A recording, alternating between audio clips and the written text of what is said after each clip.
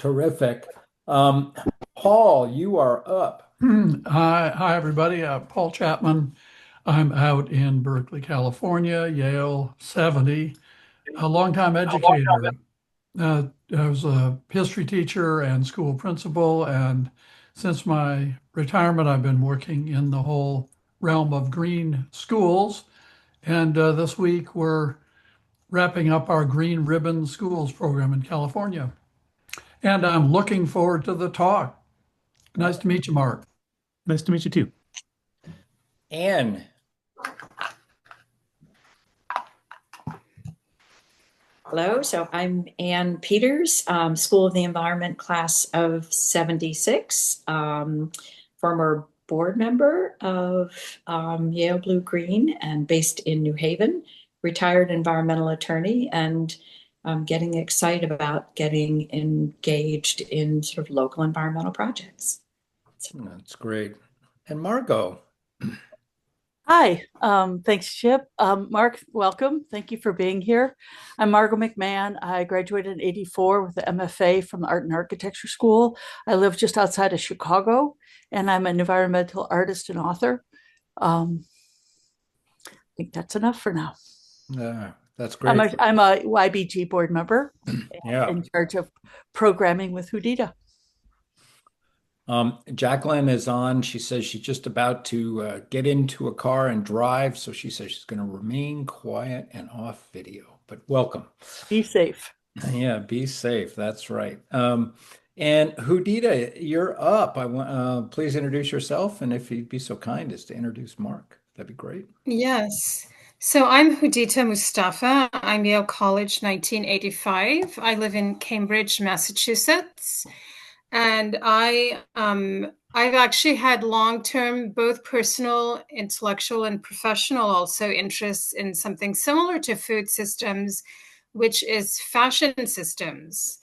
And I have done a lot of research in Africa and in Senegal and many different parts of the world on urban communities and their modes of economic and cultural productions in relation to cloth, clothing, ceremony.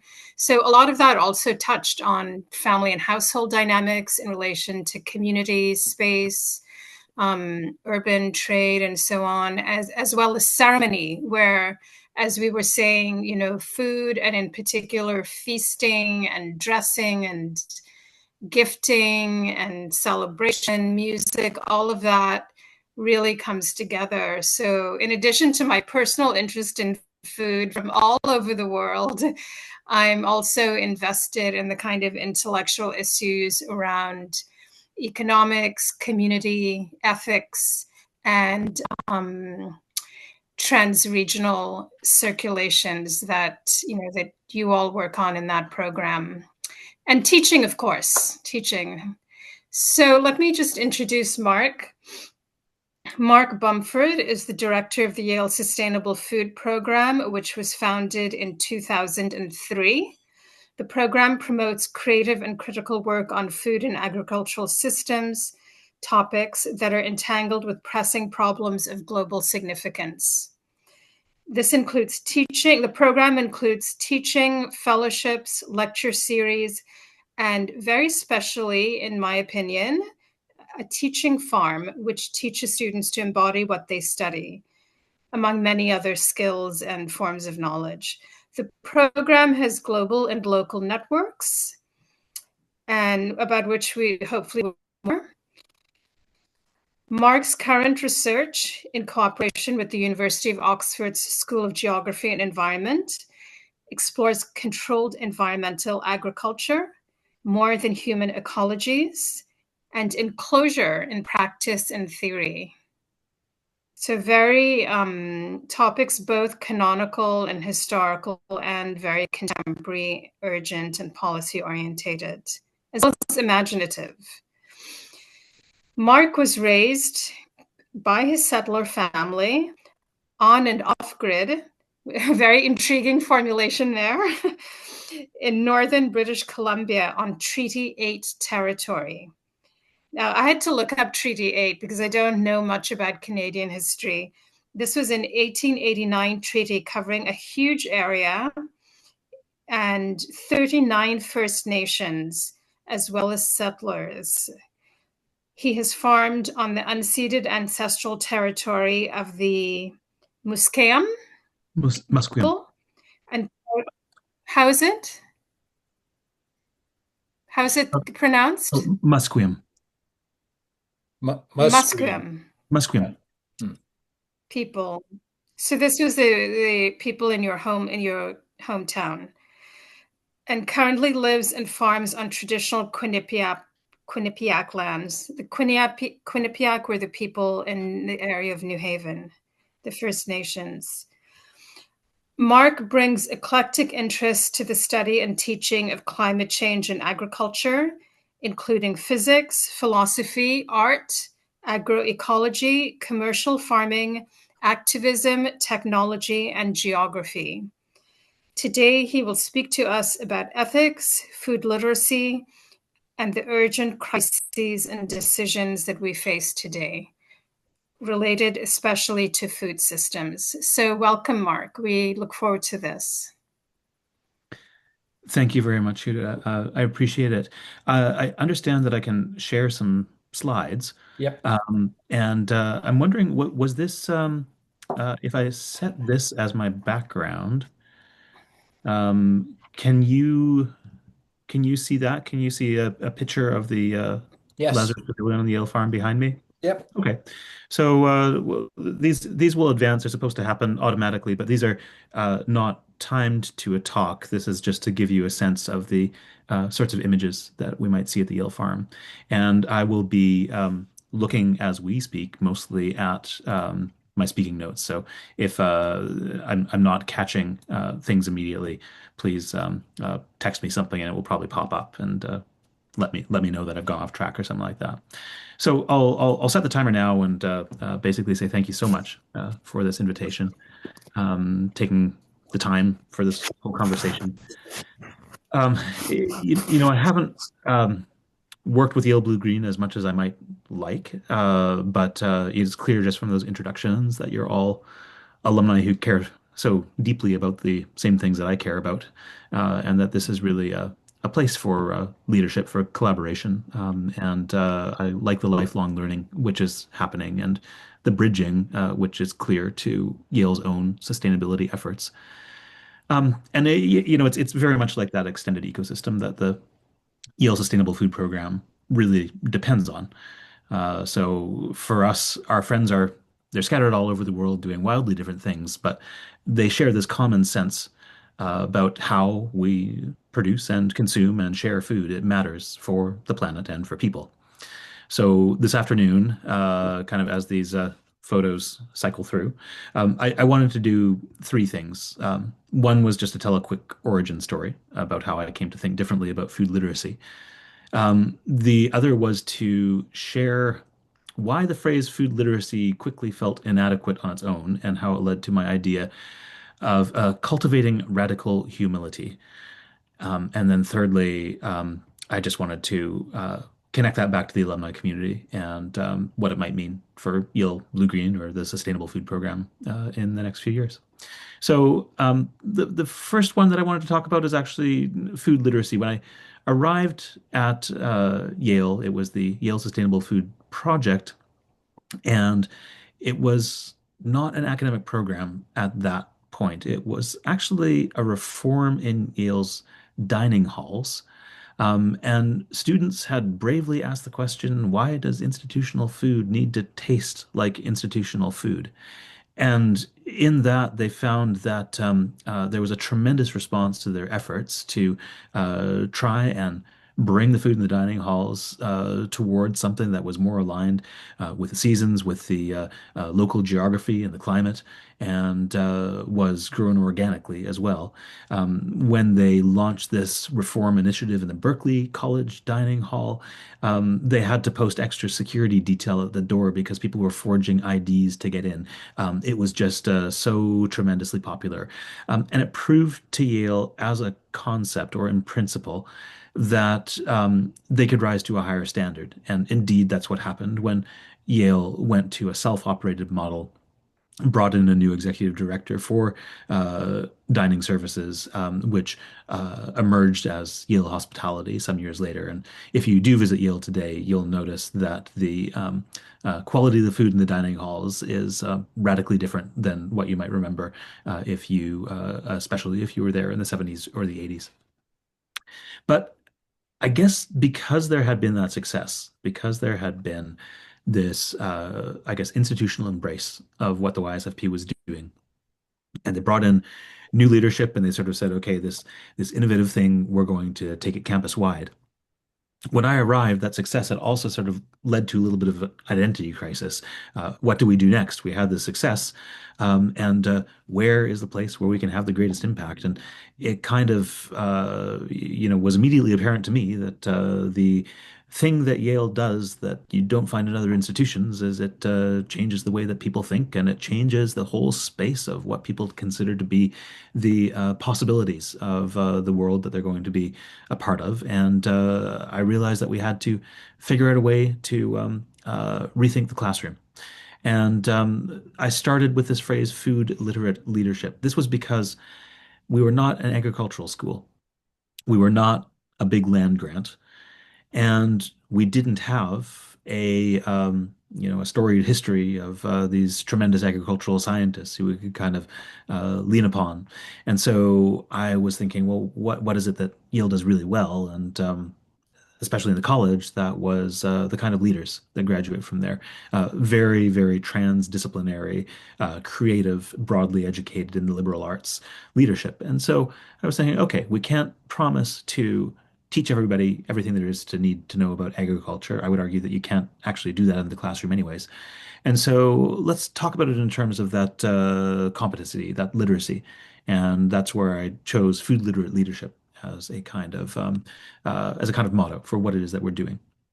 So our mission statement did become that, like on the farm, in the classroom, and around the world, the YSFP now program grows food literate leaders. So those pillars still remain today. We do have a working, teaching urban farm, short walk from Central Campus up on Edward Street. It is almost entirely geared towards how can we enrich classroom learning with things that can't be done inside the classroom? And so rather than choosing the crops that we grow for sale at market, for example, we're choosing the crops that we grow to illustrate or embody some point in the classroom that can't be done through a traditional lecture or seminar format. A really quick example might be something like we helped develop a new course in Russian literature and ecology. And we were going through Tolstoy's novels, and there's that scene in Anna Karenina where Konstantin Levin is with his scythe, scything wheat, and he's having this kind of transcendent epiphany about the importance of this honest work. And he is, inhabiting this space that is probably not exactly the same space that the peasants that he's scything beside are inhabiting. And we were wondering, what would it take for our students to kind of like inhabit that contradiction? How is Levin feeling about scything this wheat? How are the peasants feeling about scything this wheat? What are the lines between when work is drudgery and when work is utility? And when do those things start to break down? And so we were thinking, okay, we need to get some wheat, but we need to make sure that this wheat is just not some contemporary cultivar. We need to figure out what would be the closest wheat we can find in the world to the kind of wheat that Levin would have been scything back in Anna Karenina. So we found a cultivar called Ukrainka. We got it out of the Nikolai Vavilov Institute in Kiev only about a year before the Russian invasion. Thank goodness we did that. And basically, we ended up with something that we're now kind of saving and moving forward at the Yale Farm generation to generation as a way to explore the literature of Tolstoy. So while we are growing it alongside other wheats in the world's or America's smallest wheat field, I suppose. What is happening is that everything that we plant, there's a course at the end of it. There is some kind of teaching objective, and we want all of these things to be unique. We want Yale to be doing something here that no other university is doing. Right. So that's on the farm, and that's just like a brief example. Yeah, I could give you 100 more like that. In the classroom, we are trying to figure out when we don't have an agricultural school and when we don't have that kind of specialization, how we can pull food and agricultural questions into history, literature, policy, economics, environmental science, the arts and humanities, all across these disciplinary divisions. You find students who are going to be on learning journeys and they're going to end up in careers where they might not know it, but they can have tremendous influence on the way that food is produced and consumed and shared around the world. And we want to make that clear. We want to bring forward, if it's not in being a great farmer, how you can create the kind of world where great farming can thrive. All right, right. And some of those things that we can do are directly structural. People are always talking about how do you address these intractable structural problems. Well, Yale's a great place to do that because we can identify the things where if you are going into media and communications and you want to find yourself among that community of Yaleys in New York City who is overrepresented in the New York Times, how do you manage to understand what's important in the public narrative about food and agriculture, which things are worthy of greater illumination, which things might not be worthy of the illumination that they're getting right now. There is a shaping of public narrative and disposition towards agriculture and its consumption, where these powerful narratives are set in some of these areas where Yaleys are overrepresented. In policy, we have a lot of our graduates who end up in DC.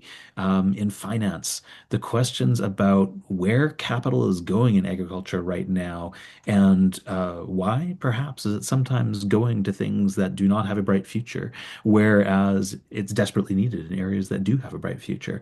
How can you change some of the ways that capital starts, stops, flows in one direction or not the other?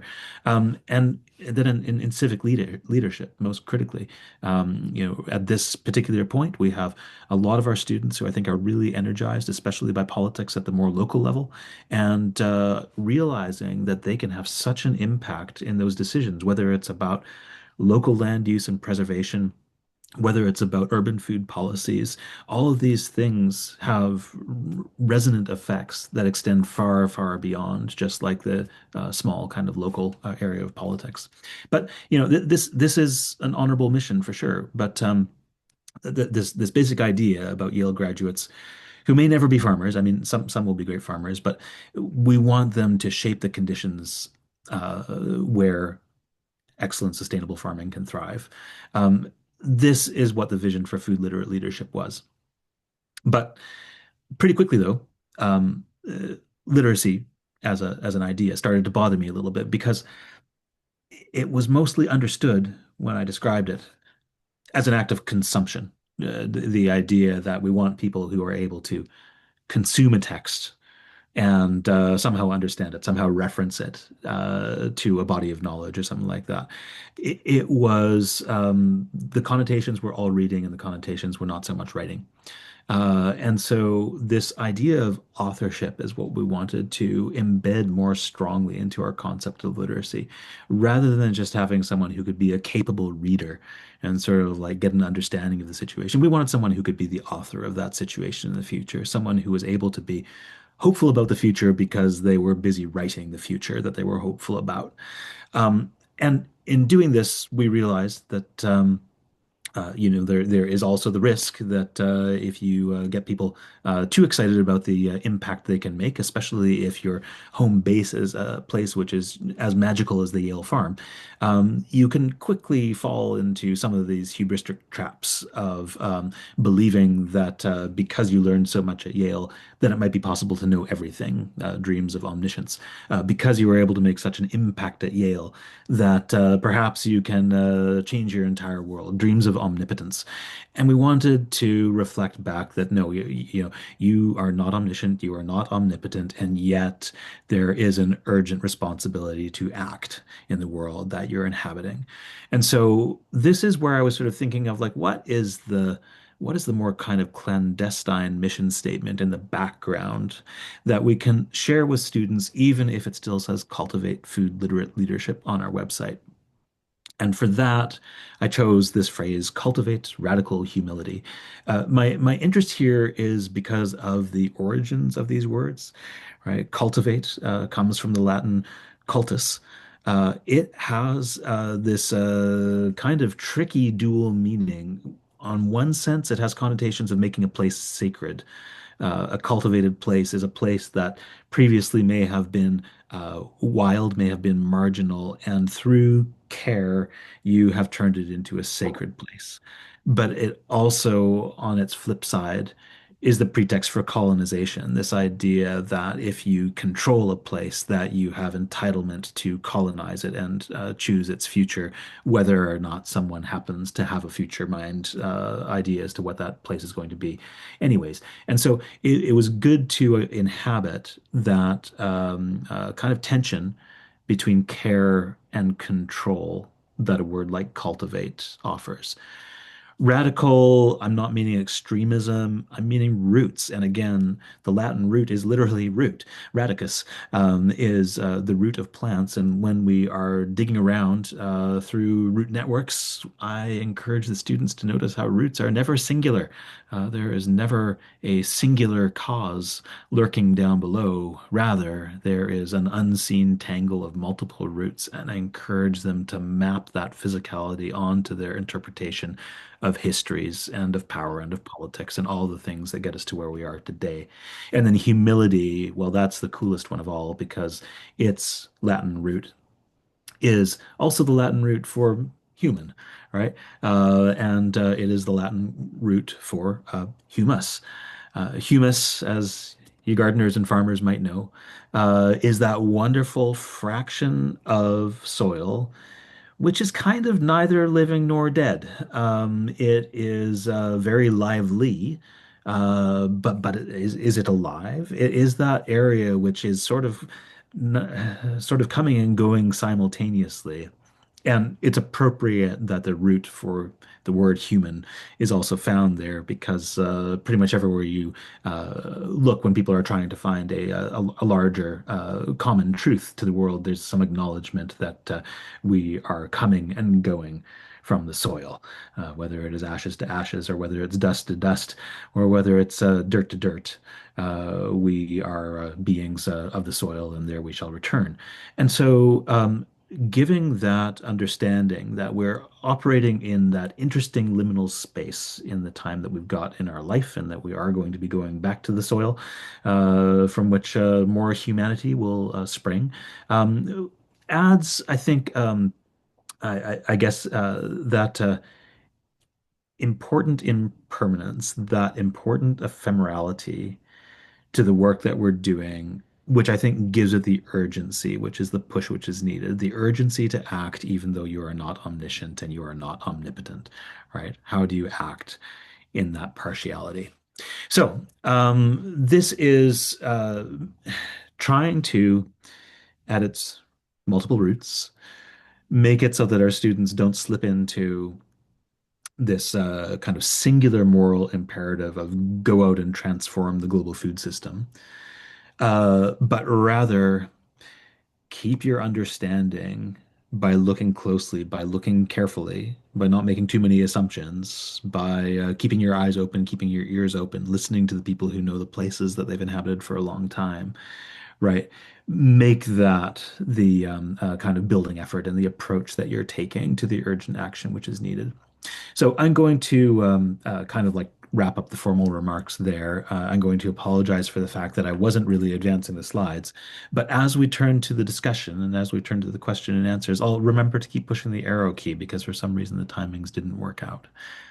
So can I turn it back over to whoever is moderating now and we can begin our discussion? Sure, I think that we can, open it up for any questions that people might have.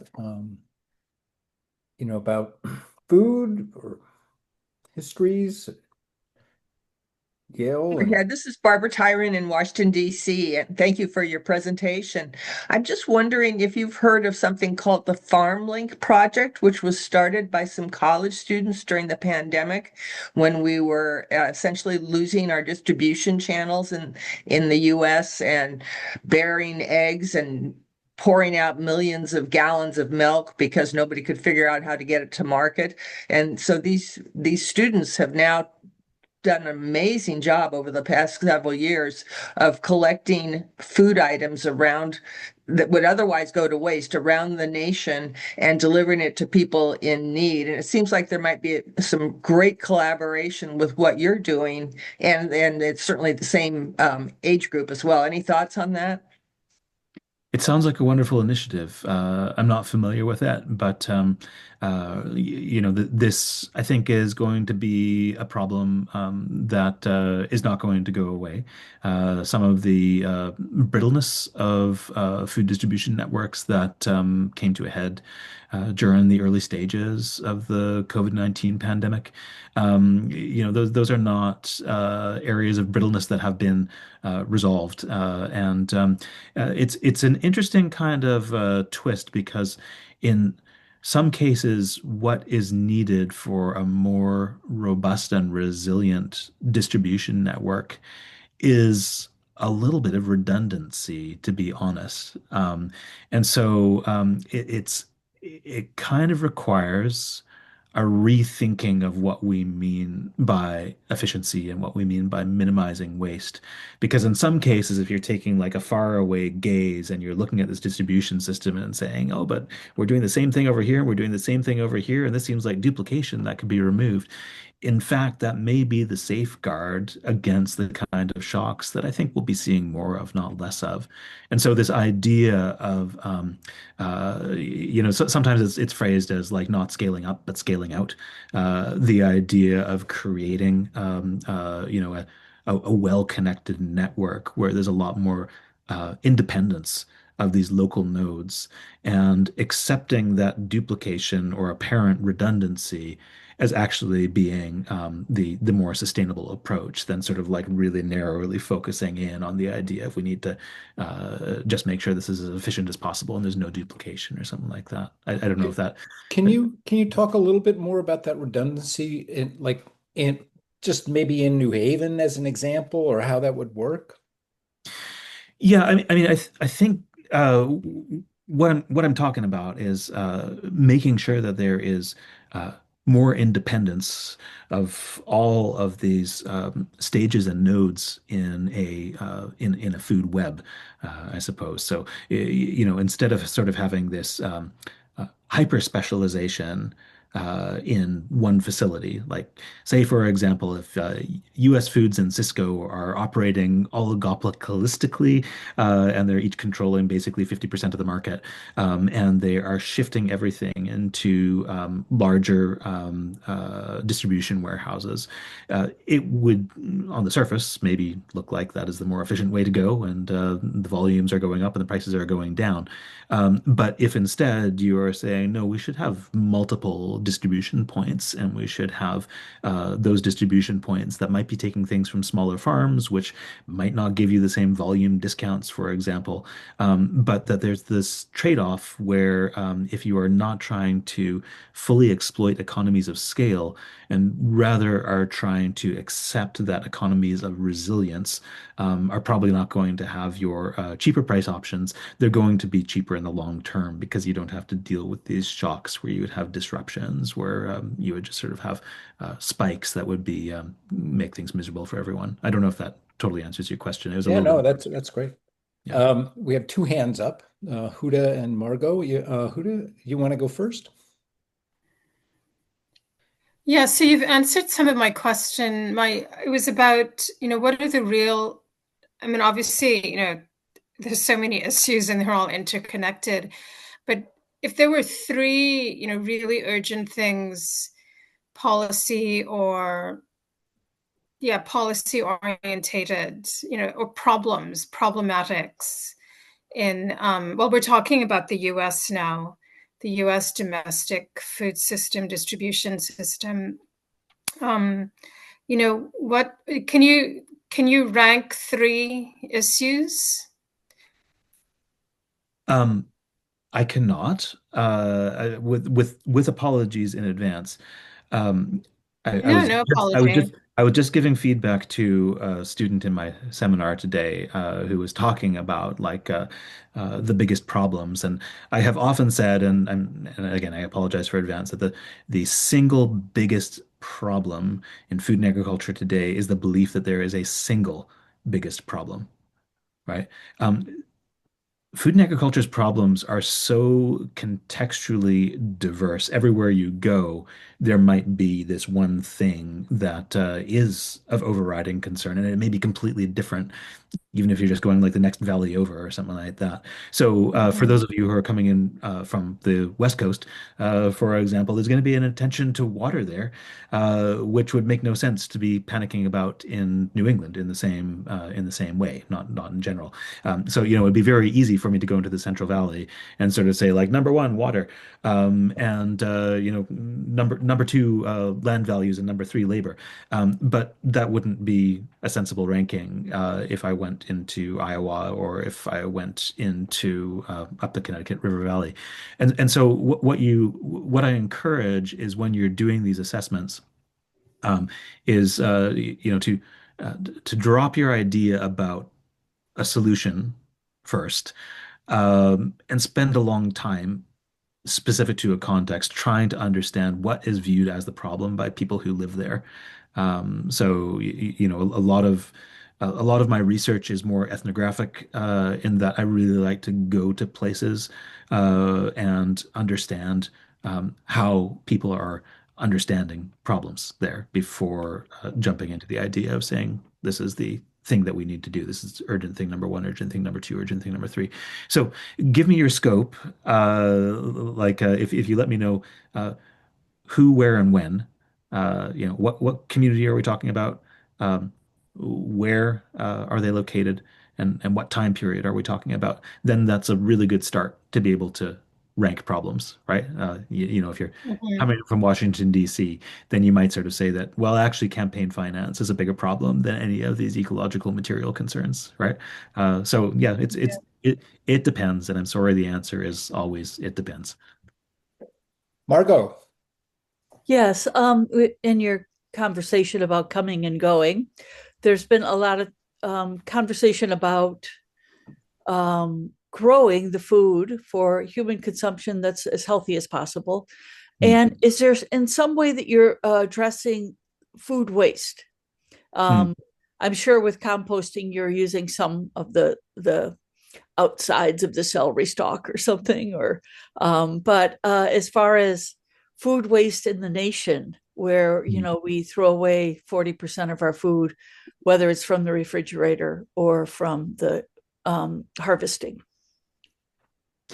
Yeah, I mean, there are so many organizations that are working in that space, and from kind of like the large scale food service kitchens and commissaries, right to public education campaigns in the home and that kind of stuff. Like, it's a very, very active area. There's lots of organizations who I think have really got a compelling message that they're working on. As you've probably guessed from my remarks so far, um, I'm really interested in the areas that aren't getting attention, which is why I haven't been paying as much attention to food waste, mostly because I see how many organizations are working on it, and I sort of think like, wow, you're doing great work. I mean, like, there's not much I could do to help you there. I do uh, I do think about these problems sometimes, as I was saying in my earlier remarks about rethinking efficiency and rethinking redundancy and all this kind of stuff. I have I started out in physics. I switched to farming later on in my career, and from physics, I bring a particular way of looking at complex systems analysis. And especially in complex ecological analysis, I am really interested to know what happens to these complex coupled socio-ecological systems under conditions of shock. And that is why I was arguing for redundancy. That's why I was sort of arguing for a need for more slack in the system, if you will, when something is hit by a shock and when you have like a spike in production or a crash in production or something like that. Do you have something which is robust enough that it will be attenuated rather than the shock sort of hitting the person who needs to eat? And so in those discussions, I have sometimes come out as what might sound like a proponent of food waste. I don't consider myself like a big proponent of food waste, but I can understand how my remarks could sometimes be interpreted that way because I am pushing for the idea of we do need to have slack in the system. The idea of just-in-time delivery, the idea of hyper concentrated and specialized points of production, whether it is like a vast monoculture or an enormous production plant of some agricultural input or something like that, or a huge concentration of capital. That's what I'm fighting against is concentration more than anything. So when I say things that sound like, are you supporting food waste? And I'm not supporting food waste. I'm supporting the idea that we want to have a lot of slack in the system to absorb shocks. Paul. Mark, thanks very much for the talk. Among other things, it got me thinking back to the Yale farm. And I remembered back to what I think was Alice Waters' key role, she being a Mm. Berkeley Yep. food maven. I remember the story about her asking President Levin to make that farm available. And now I've been on your website to see the farm and see where it's located and all. And I also discovered that my first mentee through Cross Campus is Camila Ledesma, who is your graduate advisor. So please say hello to her for me. Okay. I wanted to ask you about collaboration, which you mentioned on the site, and in particular, whether your program is connected into New Haven in any way. You know, we have a Yale Blue Green chapter Hmm. in New Haven, and among other things, work with schools. And Alice Waters started the Edible Schoolyard project. And this may not be a connection, but I'm just wondering about it, whether there's a possibility that we might collaborate, Yale Blue Green and your program, to work with the New Haven schools. Yeah, quite possibly. I mean, we do school programming. It's there's two reasons why I think we haven't expanded the programming with New Haven Public Schools. One of them is just capacity. We've been tasked by the Dean of Yale College to deepen the academic connections with undergraduate education at Yale as much as we can. And to that end, because it's been an incredibly popular thing, and just by word of mouth, we have more courses than we can handle. The farm tends to be full for most of the growing season. There's so many classes there from Yale that it's hard to squeeze in everybody who would like to be there. So we still do maintain space for the New Haven Public Schools that come to visit. We tend to focus on like, one nearby school, and one inner city school, which normally maps out as being like a reasonably resourced school and a completely under-resourced school, and making sure that we've got both of those groups coming. I, as we were talking about expanding the school program, and we would not be here without Alice Waters' persuasion. She's a compelling person when she gets to make Of her case. course. And so, it was through that power that she has and through that infectious charisma that I think Rick Levin realized that this was a good idea and something that would have a good response if it was launched. I'm a huge admirer of Alice's work with the Edible Schoolyard, and that's sort of like when I do come to Berkeley, that's kind of my second office. They Uh-huh. always make space, so I can always get some work done there in the Edible Schoolyard offices. So big admirer of their work, and we've often wondered, like, is that the model for our public school engagement? New Haven, we got a slightly different situation than we do in Berkeley. I mean, as you know, there is a lot of socioeconomic division in New Haven. And I only clued into this as a Canadian a little bit later than I should have about the link between residential property taxation and public school funding, which I don't know that any other school or any other country does it this way. Thinking about what is an appropriate and ethical response to those divisions when you risk sending the message that if you're coming from an inner city New Haven school to the Yale farm, that Yale University is the place where you find nice things that you will never have, right? I did not want to send that message, and I did not want to reinforce it because there are many ways that message is reinforced. And so instead, what we wanted to do was partner with New Haven organizations that had long histories in the communities that they served to try and figure out how do we better resource these schools so that they can have their own school gardens, that they can have their own school farms, so that it's something that can be theirs rather than just this short-term visit to go see the stuff that you'll never be able to have. So that was the second reason why I was thinking like maybe this is not the expansion we want. Maybe the expansion that we want is capacity in New Haven public schools. And so Right.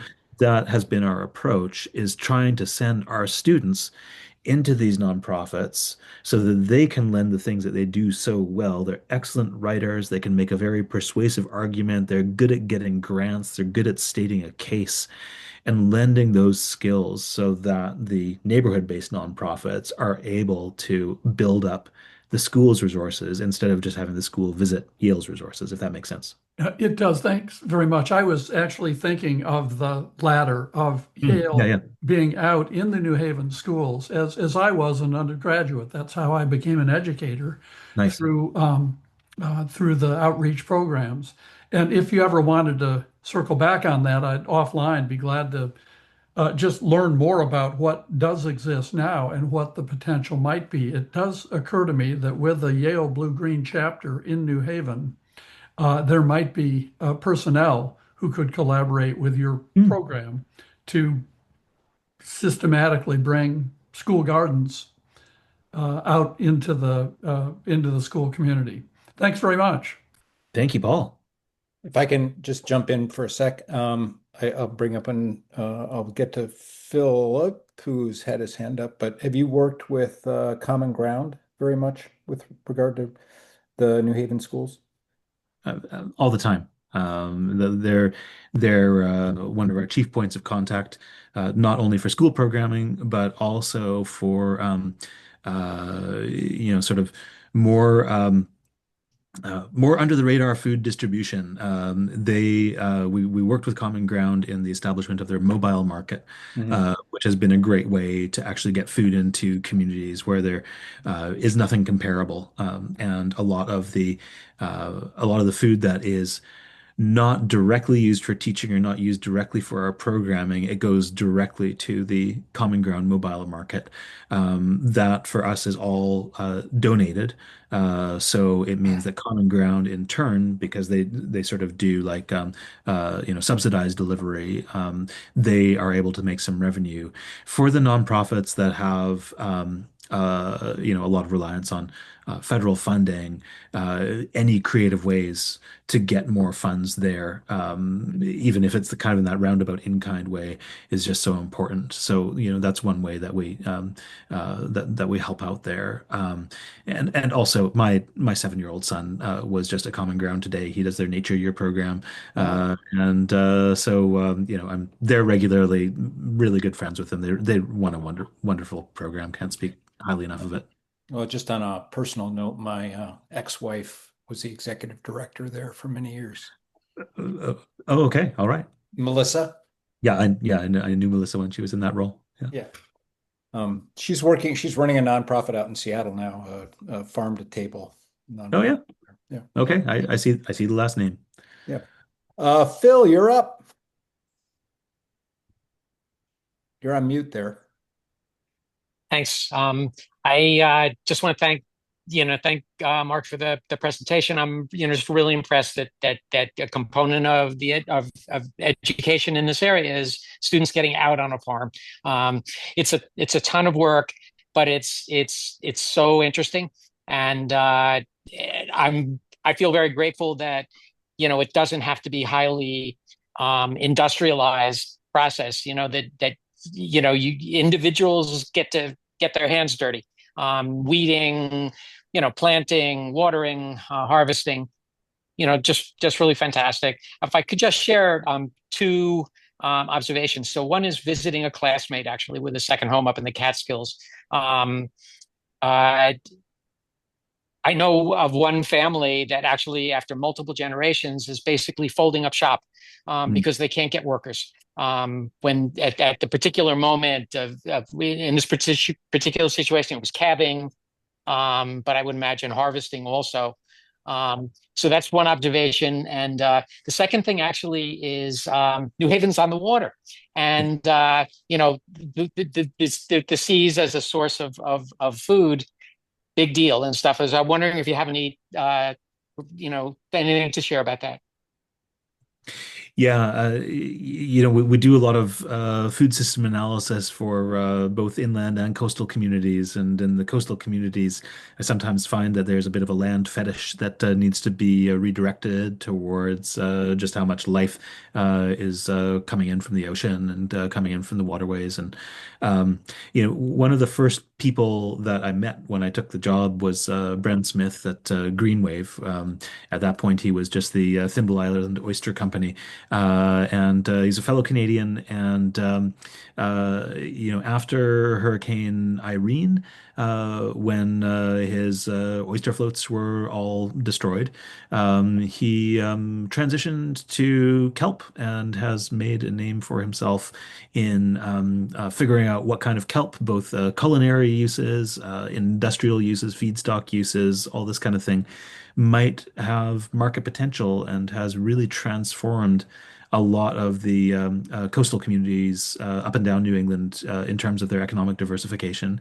And there's lots of really interesting promise for what more cultivation of ocean plants could do, both for attenuating nitrate runoff from land, but also possible carbon sequestration, because they are doing a lot of photosynthesis. And if you could somehow stabilize how much has been formed through net primary productivity of those kelp stands, you could have a serious carbon sink in the making. So from a kind of like larger ecological perspective when it comes to carbon cycle dynamics, but also when it comes to something simple like, are there unexplored and imaginative culinary uses for what comes to us from the oceans? Absolutely. That's a big part of what we do. Our students always have field trips out to green waves, kelp farms and experiment sites, and on the thimbles and all that kind of thing. So yeah, we do try to contextualize our land base as being distinctly coastal.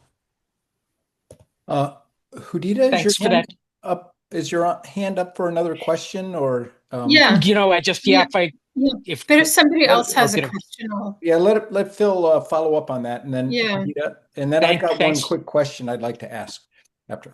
Go ahead. So I thank you, Mark, for that. But we share having been physics majors, and Okay, yeah. and I'm just wondering, as you look around the world, I mean, I'm reading about GPS systems that are just really finely tuned with extra hardware and stuff, that assist farmers. Is there a technology divide in the whole agriculture industry? Um, Um, it depends. I'm sorry. There's huge there are huge potentials, especially for what can be done with the increase in processing power that we have right now for analysis of messy stuff. So what used to be an impossible computer vision problem figure out which of these is a weed and which of these is your crop plant so that you can do sort of like precision targeting in a very low impact way to get that weed out while you don't get your crop out. That used to be basically an impossible task because the processing would take you an hour of compute time, and you need to be driving over the field at 4 miles an hour.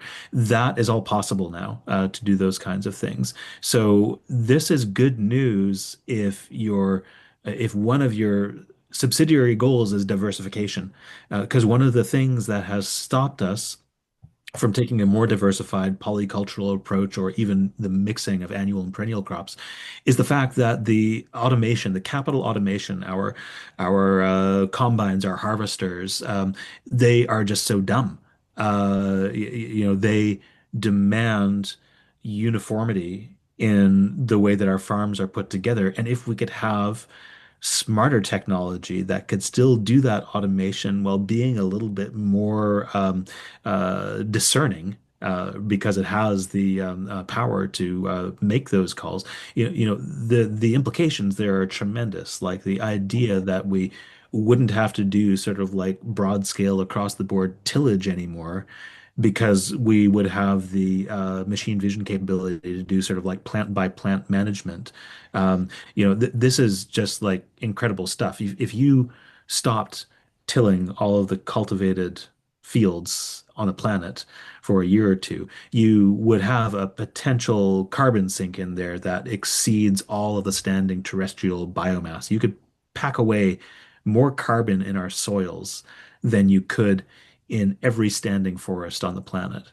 So, yeah, if you're talking about technological possibilities, yes, there are technological possibilities. So, is there a divide?